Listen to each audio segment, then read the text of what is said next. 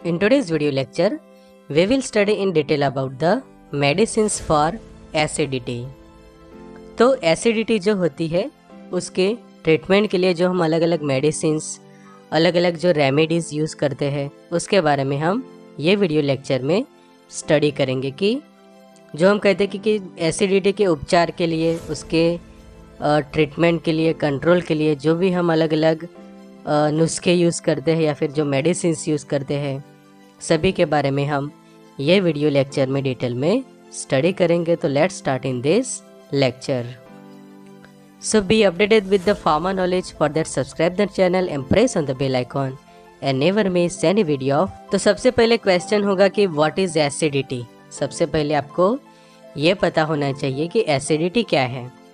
तो एसिडिटी मतलब कि जिसको हम एसिड रिफ्लक्स भी कहते हैं, कि is a condition that is characterised by heartburn that is felt around the lower chest area and also increase in stomach acid. कि जब हमारे स्टमक के अंदर एसिड जो है वो इंक्रीज होता है, जो नॉर्मल एसिड होता है उसके कंपेयर में जब एसिड जो है वो हो रहा है इंक्रीज, तो ऐसी कंडीशन में क्या होगा कि एसिड रिफ्लक्स होगा। उसका मतलब कि जो स्टमक है, स्टमक में जो एसिड है वो ऊपर की ओर हमारे फूड पाइप, जिसको हम कहते हैं फूड पाइप, कि इंग्लिश में हम उसको इसोफेगस भी कहते हैं एंड यूजुअली सिंपल वर्ड्स में उसको फूड पाइप भी कहा जाता है। तो एसिड ऊपर की ओर फूड पाइप की ओर जाता है, जिसके कारण हमारे जो हार्ट के एरिया है वहाँ पे काफ़ी बर्निंग होता है हमें। फिर स्टमक एसिड जो इंक्रीज़ होता है इसके कारण काफ़ी अनकम्फर्टेबल फील होता है पेशेंट को। It is common condition that is occurs when stomach acid flow back up into the food pipe and cause acidity. कि फूड पाइप के अंदर फिर रिफ्लक्स होगा हमारे एसिड कि जो इंक्रीज़ हुआ है एंड जिसके कारण आपको हार्ट बर्न जैसा कंडीशन फॉर्म होती है, हार्ट बर्न, एंड एसिड जो है वो हमारे बॉडी के अंदर इंक्रीज होता है और specially the stomach acid, and जिसके कारण जो कंडीशन फॉर्म होती है उसको हम कहते हैं एसिडिटी। एसिडिटी मतलब कि increase in the stomach acid and also call A acid reflux. Acid reflux कि हमारे फूड पाइप के अंदर एसिड जो है वो फिर से रिफ्लक्स हो रहा है and the most common acid reflux symptom is burning sensation in the chest and also the pain. अब जब एसिड इंक्रीज होता जाएगा प्लस फूड पाइप के अंदर वो जाएगा, रिफ्लक्स होगा उसका, जिसके कारण क्या होगा कि बर्निंग सेंसेशन हमें होंगे, कि जैसे कुछ जलन होती हो, बर्निंग होता है, ऐसा होता है हमारे स्टमक के अंदर, एज वेल एज कि जो हमारा जीआई ट्रैक है, अपर जीआई ट्रैक जो है हमारा, कि गैस्ट्रो इंटेस्टाइनल जो ट्रैक होता है जीआई ट्रैक, जीआई ट्रैक का जो अपर पोर्शन है, ये अपर पोर्शन के अंदर क्या होता है, आपको बर्निंग सेंसेशन सबसे ज़्यादा होते हैं। कि आपका बॉडी का ये जो ऊपर का जो पोर्शन है वो अपर जीआई ट्रैक रहता है एंड स्टमक से नीचे का पोर्शन जो लोअर गैस्ट्रो इंटेस्टाइनल ट्रैक, कि जो ऊपर के भाग में, बिकॉज जो यहाँ पे एसिड है और ये एसिड और ऊपर की ओर आता जाएगा, जिसके कारण क्या है, काफ़ी आपको हार्ट बर्न रहता है, चेस्ट बर्निंग रहती है एंड पेन सेंसेशन होते हैं। तो ये है सिंपल एसिडिटी। तो यूजुअली हम सादी भाषा में या फिर सिंपल लैंग्वेज के अंदर ऐसे कहते हैं कि जब एसिडिटी तब होती है कि जब एसिड इंक्रीज हो जाता है हमारे बॉडी के अंदर, और जिसके कारण आपकी जो चेस्ट के अंदर काफ़ी बर्निंग सेंसेशन होता है, पेन होता है, हार्ट के आसपास बर्निंग होती है, प्लस जो हमारा इतना जो पोर्शन है थ्रॉट से लेकर इसोफेगस के, कि जो हमारी है फूड पाइप, फूड पाइप में काफ़ी आपको एसिडिक लगेगा, कि जिसके कारण आप काफ़ी अनकंफर्टेबल जो है वो फील करते हो और कई बार वो एसिड आप महसूस करोगे कि आपके ओरल कैविटी में भी आ जाता है।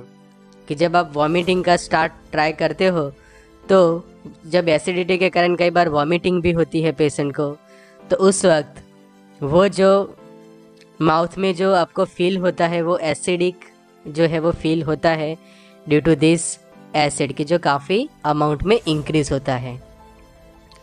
तो ये होने के कारण क्या है, रीजंस क्या है? तो ईटिंग लार्ज मील और lying down right after a मील। जब आप राइट साइड सोते हैं खाने के बाद और लार्ज मील काफ़ी एक्सेसिव अमाउंट में आपने खाना खाया है और उसके बाद राइट साइड जो है वो आप जो है वो सोते हैं, lying down right side after the meal, तो उसके कारण एसिड जो है वो जो स्टमक के अंदर होता है वो रिफ्लक्स होगा ऊपर विंड पाइप की ओर।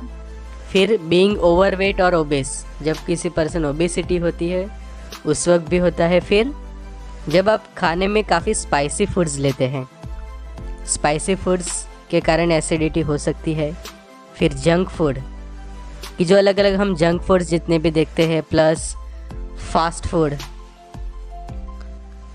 तो वो है। फिर अल्कोहल, किसी को अल्कोहल कंजप्शंस की हैबिट है तो उसके लिए एसिडिटी एक कॉमन हो जाती है, एसिडिटी होती ही है उनको।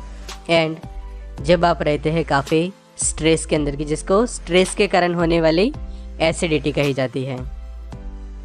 उसके बाद eating a heavy meal and lying your back, lying on your back और bending over at the waist. खाने के बाद आप क्या करते हो, आपकी बैक ऊपर लाइंग ऑन योर बैक और बेंडिंग ओवर द वेस्ट। आप बेंडिंग करते हो तो क्या होगा, जो एसिड है वो रिफ्लक्स होके ऊपर की ओर आता है जिसके कारण एसिडिटी हो जाती है। Snacking close to bed time, snacking close to bed time, अब सोने के टाइम आप समझो कि स्नैक्स वगैरह लेते हैं तो भी एसिडिटी हो जाती है। And eating the certain food such as citrus, ये सबसे ज़्यादा रीज़न है stress, spicy food, junk food and alcohol के बाद कि कुछ ऐसे फूड के लाइक साइट्रस फ्रूट की जो साइट्रस काफ़ी खट्टे होते हैं। फिर टोमेटो, कुछ लोगों को टोमेटो की कोई केचप, टोमेटोज़ वाली कोई चटनी वगैरह खा ले तो भी उनको एसिडिटी हो जाती है। कुछ लोग ऐसे भी हो कि जिनको चॉकलेट्स के कारण भी होता है, मिंट के कारण होता है। गार्लिक, तो ये एक प्राइम है, समझो कि गार्लिक जिसको हम लहसुन कहते हैं, ऑनियन की जो प्याज और लहसुन वाला स्पाइसी खाना आप खा लेते हैं तो भी एसिडिटी होती है। As well as the fatty food कि जिसके अंदर काफ़ी ऑयल है, ये खास समझिए कि ऑयल है प्लस वाटर भी है फूड के अंदर। एक्सेसिव, नॉर्मल बात नहीं कर रहा हूँ मैं, यहाँ पे एक्सेसिव ऑयल है, वाटर है, ओनियन भी है, प्लस समझे कि उसके अंदर गार्लिक है और समझे कि उसके अंदर चीज़ वगैरह भी पड़ता है या फिर टोमेटो केचप या फिर चटनी जैसा। तो ये सब मिलाकर जो फूड तैयार होगा वो आपके लिए रहेगा एसिडिटी होने का रीज़न। कि जब समझो कि इस टाइप का आप खाना खाओगे तो ऑब्वियसली एसिडिटी जो है वो होगी एंड एसिड रिफ्लक्स भी होगा, एसिड सिक्रेशन भी आपके बॉडी के अंदर इंक्रीज होगा और जो कंडीशन फॉर्म होगी उसको हम कहते हैं एसिडिटी। तो एसिडिटी समझो कि आपको होती है तो उसके बाद सिम्टम्स क्या होते हैं, तो हार्ट बर्न कि ये जो हार्ट, चेस्ट पेन में पेन, बर्निंग वगैरह, वॉमिटिंग होती है पेशेंट को और वॉमिटिंग करते दौरान माउथ के अंदर काफ़ी एसिड जो है वो आपको फील होगा। पेन, स्टमक पेन में पेन भी होगा एज वेल एज बर्निंग भी होगी, ब्लोटिंग होगा आपको, फ्लैटुलेंस, हैवीनेस कि आपको जो स्टमक के अंदर काफ़ी हैवीनेस लगेगा, जल्दी से आपका खाना डाइजेस्ट नहीं होगा, अनकंफर्टेबल फील होगा एंड बेल्चिंग होते रहेंगे रेगुलरली कि जो हम कहते हैं कि डकार होती है एसिडिक जैसे डकार आती है, एसिड जैसे माउथ में आ रहा हो ऐसा फील होता है, ब्लोटिंग, गैस जैसा होता है कंटिन्यूसली। तो ये सब कंडीशंस फॉर्म होती है कि जब आपको एसिडिटी होती है। तो अब बढ़ते हैं हमारे नेक्स्ट पॉइंट की ओर, कि जो हमारा ये लेक्चर का मेन पॉइंट है वो है एसिडिटी की मेडिसिन्स, कि कौन से मेडिसिन्स हम यूज़ करें कि जिससे एसिडिटी की ट्रीटमेंट की जा सकती है। तो जो मेडिकेशंस हम यूज़ करते हैं उनको कहा जाता है antacids. Antacids are the medicines use to treat the condition of acidity, कि जब भी किसी को एसिडिटी होती है तो उसके लिए जो भी हम मेडिसिन्स देंगे उनको कहा जाएगा एंटासिड्स। एंटासिड्स नाम ऐसा क्यों? Because they are anti acid, anti plus acid, तो उसका मतलब होगा एंटासिड। ANT और A जॉइंट कर लिए और पीछे सीड, तो एंटासिड जो नाम बना कि ऐसे मेडिसिन्स कि जो एसिड को रिड्यूस करवाने के लिए या फिर उसको न्यूट्रलाइज करने के लिए हम यूज़ करते हैं पेशेंट के लिए। तो उसके अंदर डिफरेंट डोजेस फॉर्म अवेलेबल होते हैं। एंटासिड्स के अंदर बहुत सारे ऐसे, ये मेडिसिन्स का मेन ही मैकेनिज्म है, they are anti acid, they are anti acid. क्या काम करेंगे? तो एसिड को न्यूट्रल करने का काम करेंगे, कि जिसको हम कहते हैं न्यूट्रलाइजेशन, एंड उसका जो सीक्रेशन है उसको रिड्यूस करने का काम करेंगे, कि जब वो कम अमाउंट में सीक्रेट होगा तो ऑटोमेटिकली एसिडिटी क्योर हो जाएगी, या फिर जो ऑलरेडी प्रेजेंट है एक्सेसिव अमाउंट में उसको आप न्यूट्रल करवा दो, तो वो भी इसके ट्रीटमेंट जो है वो हो जाती है। तो एफर्वेसेंट पाउडर्स काफ़ी पॉपुलर है, कि जिसके अंदर आप देख सकते हैं कि ये एफर्वेसेंट,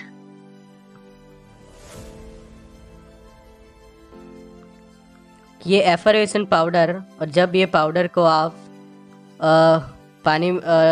ये ग्लास में ले लेते हो और फिर उसके अंदर आप पानी डालते हो, या फिर पानी डालने के बाद ये पाउडर डाल के ड्यूरिंग द एफर्वेसेंट, ये जो एफर्वेसेंट आ रहे हो उसी वक्त जब आप उसको ड्रिंक करते हैं तो काफ़ी फ़ायदा होता है एसिडिटी के अंदर, वो न्यूट्रलाइज कर देते हैं। फिर एंटासिड सस्पेंशन होते हैं, ये वाला देख सकते हैं सस्पेंशन, ये वाले एफर्वेसेंट पाउडर्स। उसके अलावा टैबलेट्स भी रहती है अलग अलग, वो भी हम आगे सीखेंगे। And also about the various capsule, की ये रेबिप्राजोल की टैबलेट्स है, वैसे उसकी कैप्सूल्स भी आती है। तो ऐसे अलग अलग मेडिसिन्स की जो हम यूज़ करते हैं टू ट्रीट एसिडिटी।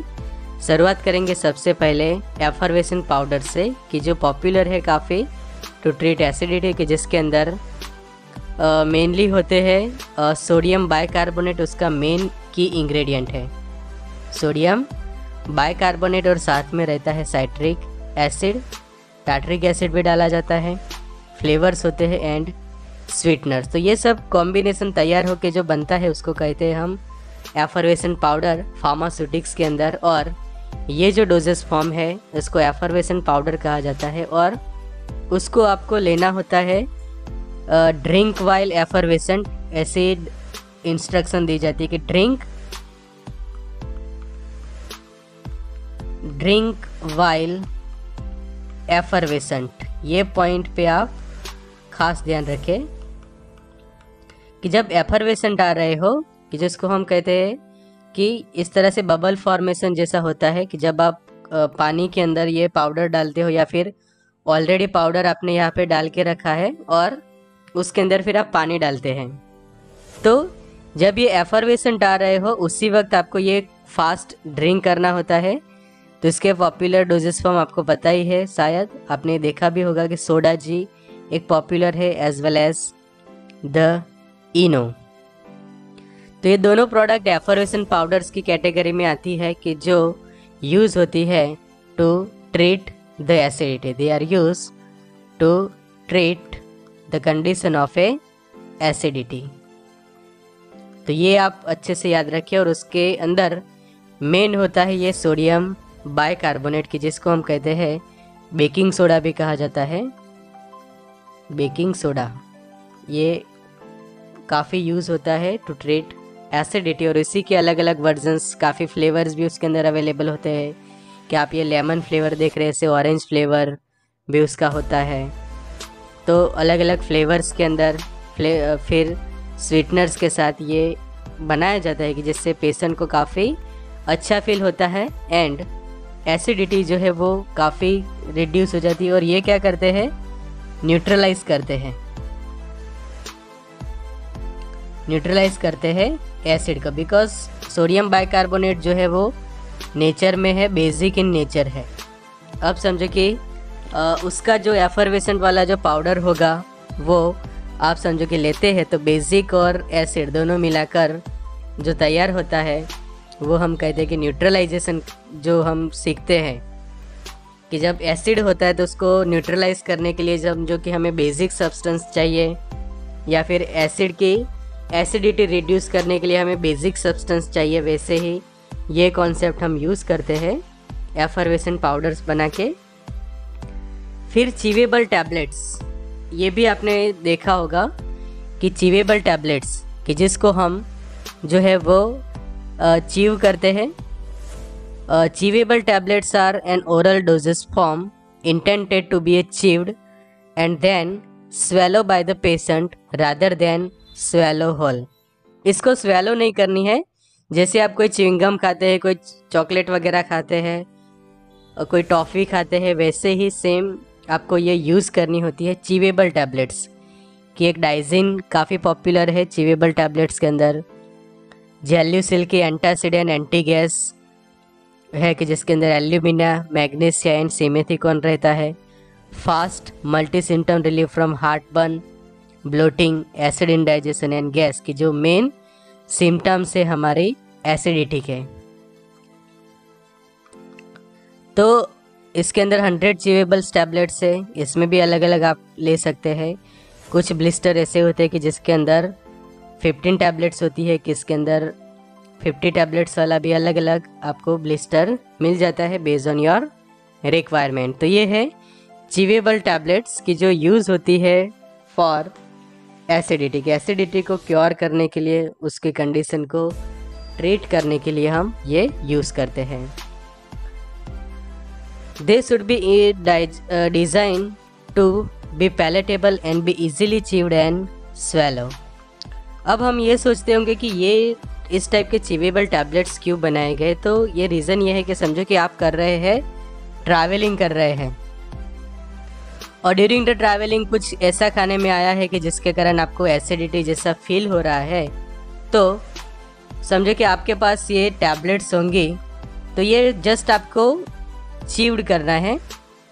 च्यू मतलब कि जस्ट आपको ओरल कैविटी के अंदर माउथ में जस्ट उसको चबाना है, कि जैसे हम चॉकलेट चबाते हैं, कोई टॉफ़ी वगैरह चबाते हैं, ऐसे सिंपली चबाना है। और फिर उसको आधे से ज़्यादा आप उसको चबा ले, फिर उसको आप स्वेलो कर सकते हैं, जिसके कारण क्या होगा कि उसका जो मेन ड्रग है वो आपके माउथ में ही प्रॉपर डिज़ोल्व होगी, सॉल्युबल होगी, और फिर आप उसको वही जो जूस जैसा आपके माउथ में तैयार होगा, जो रस तैयार होगा, वो आप स्वेलो करते हो, जिसके कारण आपकी एसिडिटी जो है वो काफ़ी कम हो जाती है।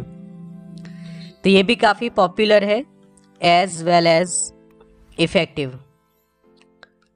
पॉपुलर भी है एज वेल एज काफ़ी इफ़ेक्टिव्स भी है ये chewable tablets, Gelusil as well as the Digene. इसके अलावा भी बहुत सारे आपको ऑप्शंस मिल जाएंगे चीवेबल टैबलेट्स एसिडिटी के अंदर। आगे सीखते हैं कि जो अब टैबलेट्स है स्पेशली, कि कुछ ऐसे होते कि जिनकी एसिडिटी ऐसी हो जाती है कि वो आगे की जो हमने मेडिसिन देखे कि ना ही इनो से उनको ठीक होता है, ना ही चीवेबल टैबलेट से। तो जो एफर्वेसेंट पाउडर हमने देखे कि सोडा जी इनो, उससे भी ठीक नहीं हो रहा है, ना ही आपको हो रहा है चीवेबल टैबलेट से। तो आपके पास अब ऑप्शन है H2 एंटी हिस्टेमाइंस फॉर एसिडिटी, कि जो एंटी हिस्टेमाइंस है उसमें भी H2 histamine H2 receptor antagonist, जिसके अंदर फेमस है सिमेटिडिन, रानिटिडिन, फैमोटिडिन, रॉक्साटिडिन, निजाटिडिन एक्सेट्रा। तो जितनी ये टिडिन वाली है, पीछे सभी के आप देखो टिडिन, रेनिटिडिन, फैमोटिडिन, निजाटिडिन, सिमेटिडिन, ड्रोक्साटिडिन, तो जितनी भी ये टिडिन्स वाली ड्रग है वो काफ़ी पॉपुलर है एसिडिटी के लिए।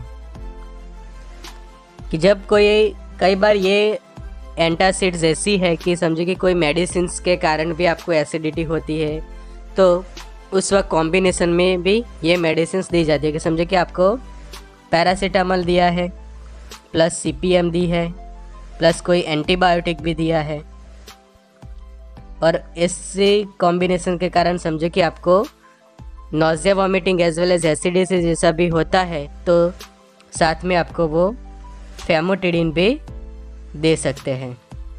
उसका रीज़न ये कि एसिडिटी जो है वो नहीं होगी और प्रॉपर पेशेंट जो है वो कंफर्टेबल रहेगा without any type of acidity. उसके अलावा जब नॉर्मल किसी को एसिडिटी का प्रॉब्लम है तो वो भी ये मेडिसिन्स बहुत ही प्रीफर करते हैं, जिसके अंदर रेनिटिडिन बहुत सालों से यूज़ होती आ रही है, जिसका स्ट्रेंथ है 150 mg। कि आप ये टैबलेट्स देख सकते हैं 150 mg रेनिटिडिन टैबलेट्स। उसके अलावा सिमेटिडिन 200 mg, ये कैडिला के फार्मास्यूटिकल्स की काफ़ी फेमस प्रोडक्ट है, एज वेल एज माइलान का ये आप देख सकते हैं सिमेटिडिन, एंड एबॉट का फैमोटिडिन टैबलेट्स, फैमटेक जिसका है, जिसकी स्ट्रेंथ होती है 40 mg। तो इस टाइप के गैस्ट्रिक एसिड सिक्रेशन इनहिबिटर कहा जाता है उनको, कि जो हमारा एसिड हमने कहा कि इंक्रीज़ हो रहा है, तो ये सिक्रेशन समझो कि हम इनहिबिट करते हैं, इसको स्टॉप कर देते हैं, तो ऑटोमेटिकली एसिड का जो लेवल है वो रिड्यूस होगा और patient will be feel very comfortable. So the main reason of this gastric acid secretion inhibitors to reduce the amount of acid. They are mainly used to reduce amount of acid secretion. कि जब हम acid secretion ही inhibit कर देंगे, उसका amount secretion होना reduce करवाएंगे, तो automatically acid का लेवल कम होगा, तो एसिडिटी भी कम हो जाएगी। उसके बाद होता है ऑप्शन हमारे पास gastric acid secretion inhibitor. These are very popular and called the proton pump inhibitors. So in that here is the stomach acid produced by the proton pump, and proton pump inhibitor turn off the proton pumps and reduce the acid, and this is our esophagus. तो omeprazole and esomeprazole are very popular, also the rabeprazole, lansoprazole, pantoprazole। तो यहाँ पे एक चीज़ खास समझनी है आपको कि ये है हमारा एसिड इन स्टमक। ये स्टमक है, वो तो आप सभी को पता है एनाटॉमी के अंदर, और ये है एसिड। अब ये एसिड का जब लेवल इंक्रीज होता जाता है कि एसिड सीक्रेट हो ही जा रहा है, सर्टेन लेवल तक समझो कि है, यहाँ तक है या फिर यहाँ तक है, then nothing to worry. But समझो कि एसिड जो है वो कंटिन्यूसली प्रोड्यूस होता ही जा रहा है, वो पंप इनहिबिट हो ही नहीं रहे हैं, बंद ही नहीं हो रहे, तो क्या होगा, एसिड का लेवल धीरे धीरे इंक्रीज होता जाएगा और धीरे धीरे पूरा ये स्टमक एसिड से फिल होता जाएगा। तो फिर क्या होगा, वो ये स्टमक में से ऊपर की ओर जो है वो ट्रैवल करना स्टार्ट करेंगे, कि जिसको हम क्या कहते हैं, रिफ्लक्स। कि अब ये जो एसिड है वो ऊपर की ओर जा रहा है, और फिर ये है हमारे इसोफेगस की, जिसको हम कहते हैं सिंपली फूड पाइप। तो फूड पाइप में एसिड जाता है, तो फिर जो कंडीशन फॉर्म हो जाती है एसिडिटी की, तो वो ना हो इसलिए पहले से ही प्रोटॉन पंप्स जो होते हैं उनको समझो कि आप ब्लॉक कर देते हैं, इनहिबिट करवाते हैं, जिसके कारण लिमिटेड अमाउंट में ही एसिड जो है वो रिलीज होगा कि जितनी हमें ज़रूरियात है।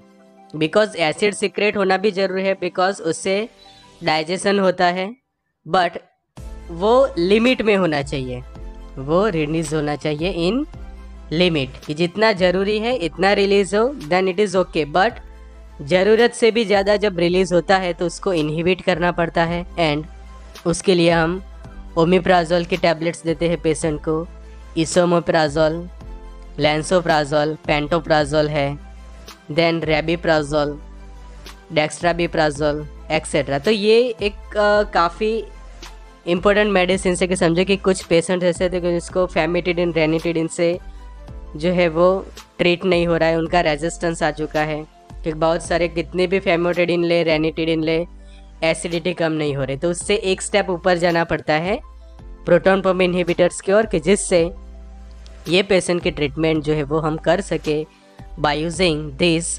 Gastric acid secretion inhibitors. The next is the antacid suspension. अब रूटीन में भी घर पे लोग ये रखते हैं milk of magnesia as well as magaldrate simethicone suspension रहता है, कि जिसके अंदर एल्यूमिनियम हाइड्रोक्साइड भी होता है। एंटासिड सस्पेंशन कहे जाता है कि जिसके अंदर मैग्नीशियम हाइड्रोक्साइड है, magnesium trisilicate, aluminium hydroxide gel रहती है, मागालरेड रहता है, कैल्शियम कार्बोनेट। तो ये जो है क्या करते हैं, गैस्ट्रिक एसिड को न्यूट्रलाइज करने का काम करते हैं और यूजुअली अवेलेबल है मार्केट के अंदर एज अ सस्पेंशन। की मिल्क ऑफ मैग्नीशिया की जो है मैग्नीशियम हाइड्रोक्साइड का मिक्सचर, मैग्नीशियम ट्राइसिलिकेट है, एल्यूमिनियम हाइड्रोक्साइड जेल है एंड कैल्शियम कार्बोनेट या फिर मागालरेट है। तो ये भी काफ़ी पॉपुलर सस्पेंशन है कि जो हम यूज़ करते हैं टू ट्रीट एसिडिटी। उसके अलावा कुछ स्पेशल ड्रग्स की जैसे एंटीकोलिनर्जिक्स के अंदर पायरेंजेपिन है, प्रोपेंथेलिन है, ऑक्सीफिनोनियम, प्रोपेंथेलिन ब्रोमाइड की जो टैबलेट्स 15 mg की उसकी स्ट्रेंथ यहाँ पे हम देख सकते हैं, एंड मिसोप्रोस्टोल की जो प्रोस्टाग्लैंडिन है 200 माइक्रोग्राम की tablet, not the milligram but it is a microgram की टैबलेट्स। तो ये कुछ स्पेशल केसेस में एंटासिड मेडिसिन प्रीफर की जाती है कि जो कुछ स्पेशल मेडिसिन है। उसके अलावा जो हम देखें कुछ अदर एंटासिड मेडिसिन या फिर जो रेमेडीज़ हम कहते हैं कि जो हमने स्टार्टिंग में ही कहा था कि जो नेचुरल रेमेडीज़ के बनानास के समझे कि आप प्रिवेंट एसिड फॉर्मेशन, आप समझे कि बनानास खाने की हैबिट रखते हो तो भी आपका एसिड जो है वो कम फॉर्म होता है। तो मेन तो है हैबिट आपकी अच्छी हो, आप हेल्दी खाना खाते हो, हेल्दी डाइट एंड एक्सरसाइज करते हैं, प्रॉपर स्लीप लेते हैं कि जो स्लीप साइकिल भी आपका अच्छा होगा तो भी एसिडिटी कम होगी। प्रॉपर आप सोते हैं, एटलीस्ट मिनिमम 8 आवर्स जितना सोते हैं, फिर थोड़ा मॉर्निंग एक्सरसाइज करते हैं या फिर नाइट में एक्सरसाइज करते हैं आप सोने से पहले, या फिर इवनिंग के अंदर थोड़ा आप वॉक करते हैं, एक्सरसाइज करते हैं। तो मॉर्निंग, इवनिंग या फिर नाइट के अंदर आप थोड़ा एक्सरसाइज करते हैं, हेल्दी फूड लेते हैं। उसके अलावा ये जो कोल्ड मिल्क कि जब एसिड काफ़ी इंक्रीज हो जाता है तो कोल्ड मिल्क लेने से जो पीएच जो है वो बैलेंस होता है, तो वो भी काफ़ी इफ़ेक्टिव है। फिर gooseberries सूथ स्टमक लाइनिंग की जिसको हम कहते हैं आंवला,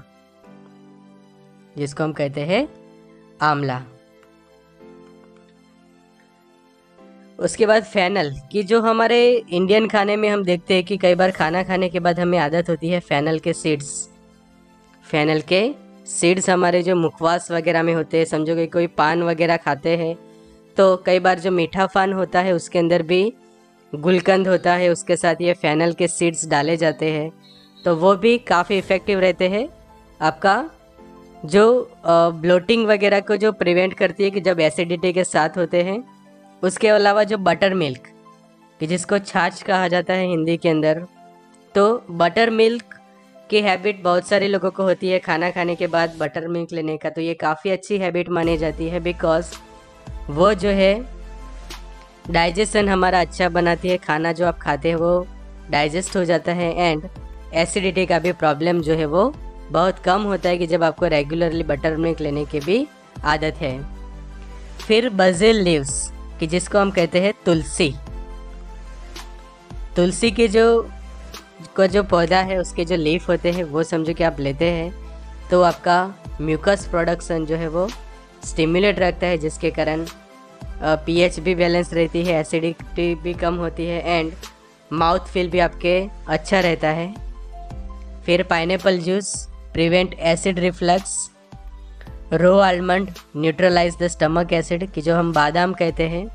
फिर जो मिंट है नेचुरल कूलेंट का काम करती है, कि जैसे कोई हम गाड़ी के अंदर, कार्स के अंदर, व्हीकल्स के अंदर कूलेंट डालते हैं उसको ठंडा रखने के लिए, वैसे ही हमारे स्टमक में भी एसिड है, उसमें भी एक एसिड मतलब कि एक जलन होती है, गर्मी है, तो उसको कूल करने के लिए जो नेचुरल कूलेंट का जो काम करेंगे वो है मिंट के लीव्स, कि जिसको हम हिंदी में पुदीना कहते हैं।